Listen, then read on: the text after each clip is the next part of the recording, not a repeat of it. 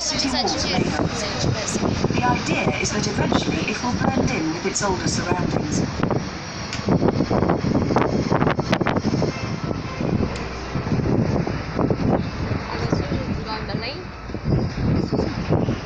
On the left is St George's Field, a piece of land which stands between the two rivers.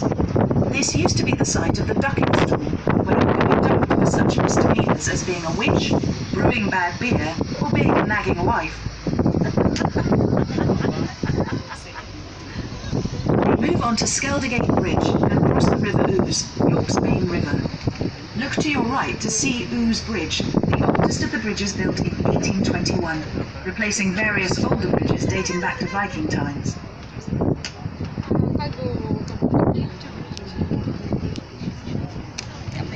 Look to your right, and you will see the city walls at Bale Hill, the grass mound with trees growing on it.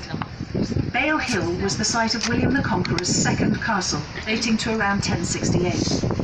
Nothing remains of it, however, because it was only ever made of wood, and nobody wanted to pay for its upkeep. Eventually, it was found to be in such a sad state of repair, it was pulled down.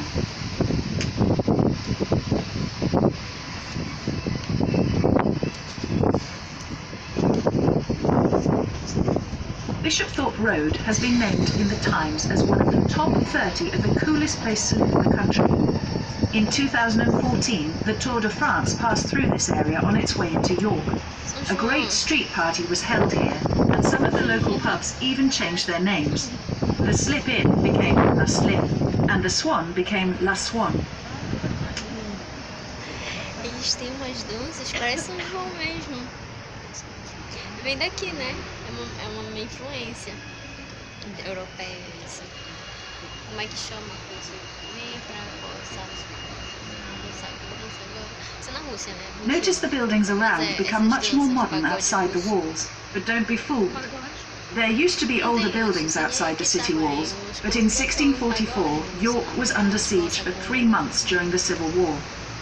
Around 30,000 parliamentarian troops surrounded the city. However, it is said it was the royalists defending the city who pulled down the buildings outside the walls to get a better view of those attacking them.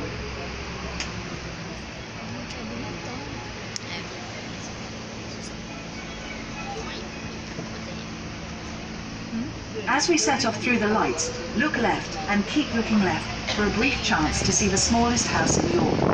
Watch out for the house at the top of the hill with a large black door with number 76 on it.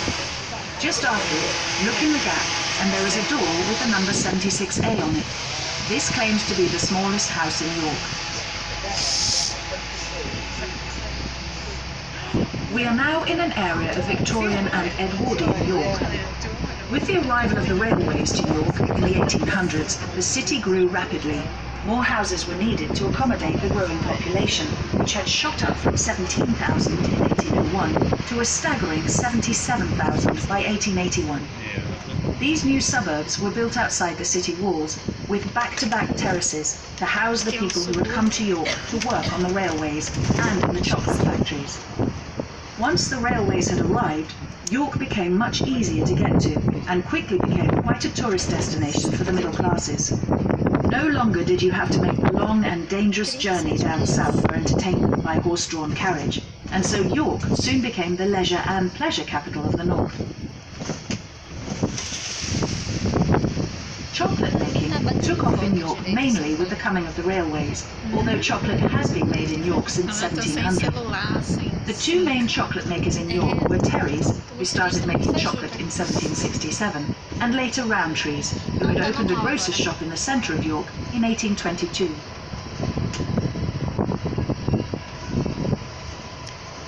The Rowntree family were prominent Quakers, and unlike many other employers in those days, they were careful to look after their workers, providing their staff with a medical centre, canteen, library and even a swimming pool on the factory site. Rowntree's also introduced pensions and paid holidays, something that was unheard of in Victorian times. They also gave public parks to the city, such as Rowntree Park and the Homestead Park in Clifton.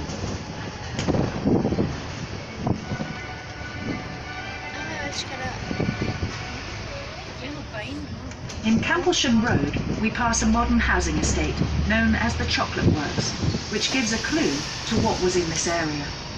Behind the buildings on the left, we can see a brief sight of what remains of the Terry's chocolate factory.